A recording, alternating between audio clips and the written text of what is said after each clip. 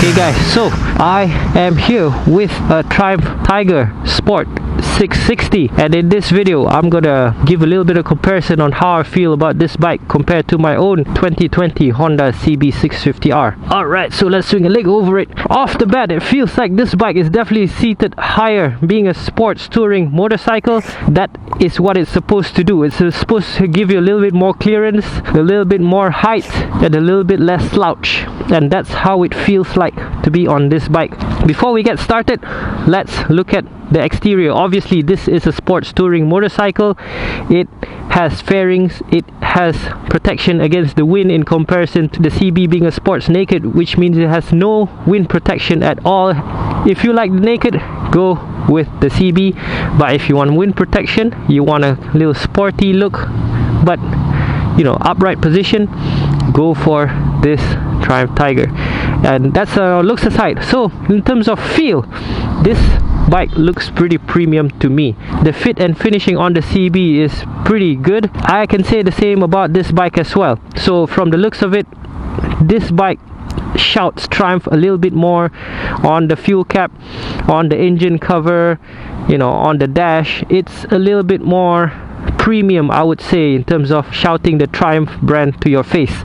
And in terms of the switchgear, CB edges a bit in terms of the quality of the switchgear. Nothing wrong with the Triumphs, but it's just a little bit of details, a little bit of gap over here on this side where you can wiggle slightly the buttons. It kind of edges the CB forward in terms of the fit and finishing quality. But other than that, Triumph is pretty much premium, and it's not a deal breaker. Like I said, it's pretty good. What Triumph has that the CB doesn't is a set of panniers that you can buy as an option. So the CB, if you want to get panniers, you have to kind of get aftermarket ones like from Shad or Givi or something. But for this bike, it has the option for you to buy panniers that are molded to the whole design of the bike, which makes it look very awesome, similar to what reminds me of a Multistrada or MV Agusta Turismo Veloce, which are both very good looking sports touring motorcycles. It looks so premium. So using a traditional key, let's turn on the ignition, and you can see here the screen is quite bright. Even against the sunlight, there's no problem reading the screen, whereas on the CB is a little bit dim. I have always had complaints, and I know many people have as well, that the CB screen is a little bit dim, and although they have improved it in the 2021 and 2022 models after that. Okay, so we have a color screen here with a few options here, which is quite cool, which the CB doesn't have. The CB is a little bit more simple, I guess. This bike has power modes, ABS is standard, both have, and however this bike has a throttle by wire feature, which means that it has two power modes, rain and normal. Yes, so let's start the bike. Ooh, sounds good. The sound of the inline triple rumble is signature to what Triumph is good at making. From the street triple onwards, they've been making street triples for a long time, and the triples engine has been very, very good. So comparing this bike to my CB, so that in terms of engine, they're kind of similar. The CB being 93 horsepower, 64 newton meters of torque. This bike being 660cc inline 3 with 80 horsepower only, but with 64 newton meters of torque as well. But the immediate difference you feel is in the gearing and is in how this engine is set up. Weight is almost similar. This bike weighs 205 kilograms. The CB is roughly 200 kilograms. So they're both similar in terms of weight, but in terms of how it feels, this Trident feels lighter. You can just pull. That's immediate torque. You don't have to downshift, you don't have to ask for it. This is there. So, but that comes at a price, because the gearing feels shorter. You don't have that much range in terms of the whole gear. Like on the CB, the first gear goes up to 120 kilometers an hour. Second gear can go up to 160 if I'm not mistaken. That's a bit too long geared in my opinion. It's like a sports bike, I guess, and it revs to 12,000, so you kind of have to build up the revs in order to get a little bit of oomph. But on this bike, you just twist it and immediate power. It's not like, say, the CB is weak, but this bike has a little bit more available torque at any given moment. So that is the immediate difference, probably what you're looking for in terms of both. But the CB revs a little bit higher like a sports bike, whereas this bike runs out of puff earlier than the CB. So in terms of weight and feel, they're both kind of similar.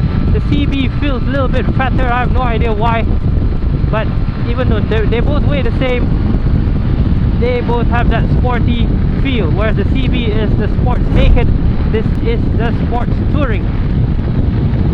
The difference being that when you ride the CB, you're slightly bent forward.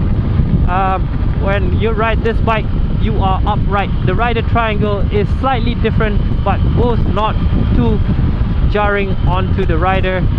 You can kind of ride it for a long time, but you can ride this bike for a lot longer because it's less aggressive. But if you want to take it on, you know, twisties, mountainside, maybe track days, or even say that the CB is better well suited for that because of its slightly aggressive rider position, where your knees are a little bit more tucked in, your foot peg's a little bit higher, gives a little bit more clearance compared to the Tiger. The Tiger's a little bit more comfort. You can eat up the miles, no problem at all. You have wind protection here. This windscreen you can adjust on the go. It's really cool. Love this thing. So yeah, in terms of sports riding, I'd choose the CB, but in terms of eating up the miles, I'll choose this Tiger any day.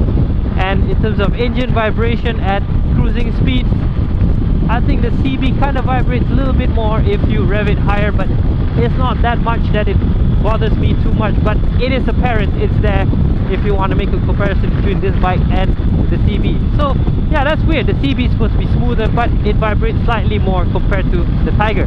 So let's talk a bit about tank capacity. This bike comes with a 17.4 liter tank, which is definitely suitable for touring.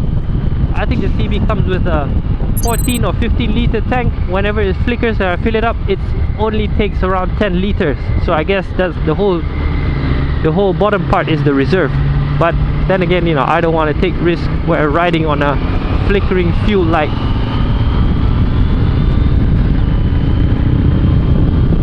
In terms of toys and technology, wow. Okay, let's take the Honda CB650R. The CB comes with a lot less toys. It comes with traction control, HSTC, but that HSTC is very simple. And this bike comes with traction control as well, which you can toggle on and off. Same. In terms of its technology, this bike is throttled by wire, which means you can change power modes. There's two power modes, rain and normal. Whereas on the CB, you don't get any power modes because it's throttled by cable. That's a little bit more tech from the Triumph compared to the Honda. It has navigation, Bluetooth connectivity, it has auto cancelling indicators. Wow, auto cancelling indicators. This is the first time I have experienced auto cancelling indicators on a bike. I am stuck here because I have a set of panniers. Okay, that is something I have to be mindful of. Whoa.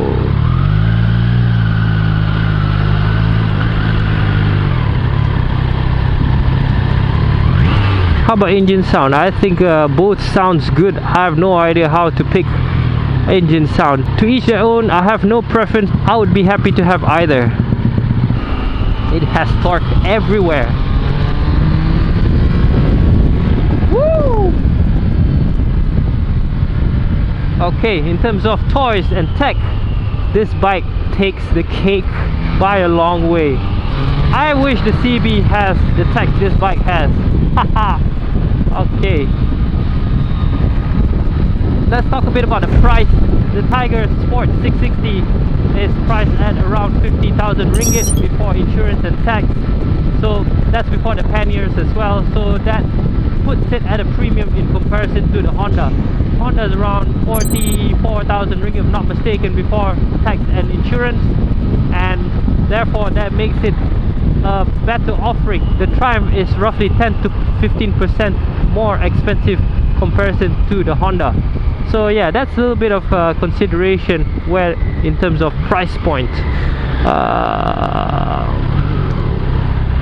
But then again, it's not that big of a thing if you're already looking at bikes in this category. It just depends on what you want, I guess.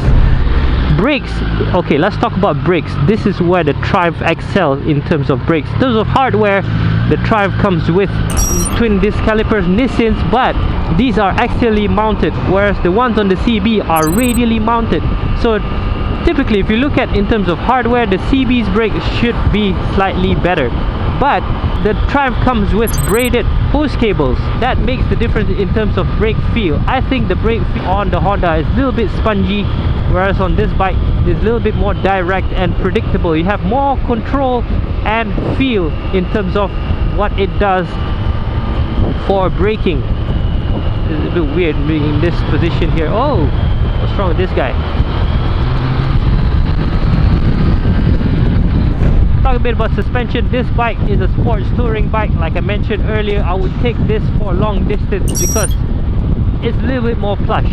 That doesn't mean you lack feel on riding if you want to ride this bike. This bike gives you plenty of feel and feedback that makes it capable for spirited rides on the twisties as well.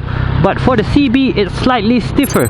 Obviously it has less suspension travel, so that makes it a little bit more better for spirited rides. I like sports riding. I like to feel my corners, so that is something that I value more. So I would prefer the CB in comparison to this bike.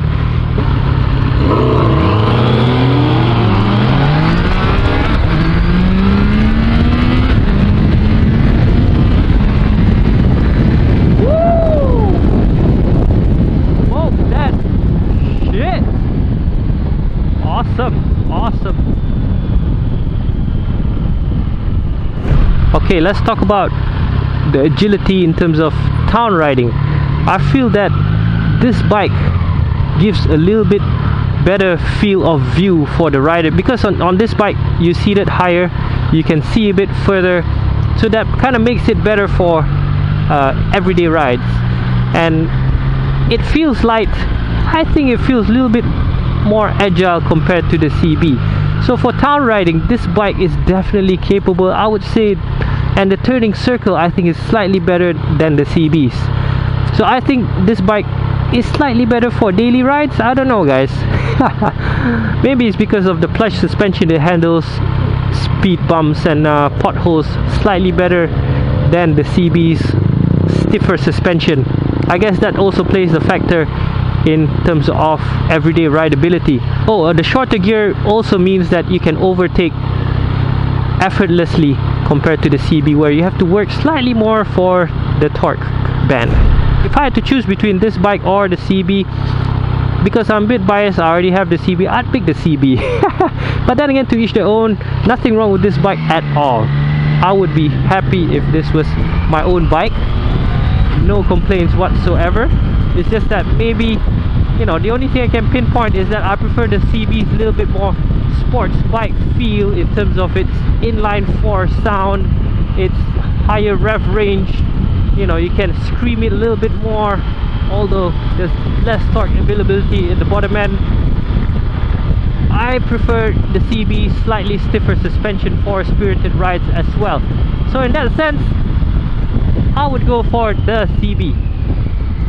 And also the defining factor between these two are the looks. I prefer the Neo Cafe Racer naked look in comparison to the sports naked look. Nothing wrong with the looks of this bike. It looks like, reminds me of the MV Gusta Super Veloce. So that is a very handsome looking bike, and this is therefore very handsome as well. So yeah, it's just my own personal opinion on my take, and also I'm a little bit biased because I already have the CB. I would take the CB over this bike. That's just my opinion. Okay guys, I hope you like my little comparison between the Triumph Tiger Sport 660 against my 2020 Honda CB650R. These two bikes have very similar offerings for slightly different riders. This Tiger is more suited for long cruises. You can sit on it for hours, whereas that CB is more for looking like a cafe racer hero and for carving corners, I guess. Also feeling like an SBK rider. So yeah, that's it guys. Hope you like my little comparison. If you have any questions or comments, do write them in the comment section below. Please like and subscribe to my channel if you haven't. Most importantly, stay safe, ride safe, and have a great day. Bye bye. Ooh, this sounds good.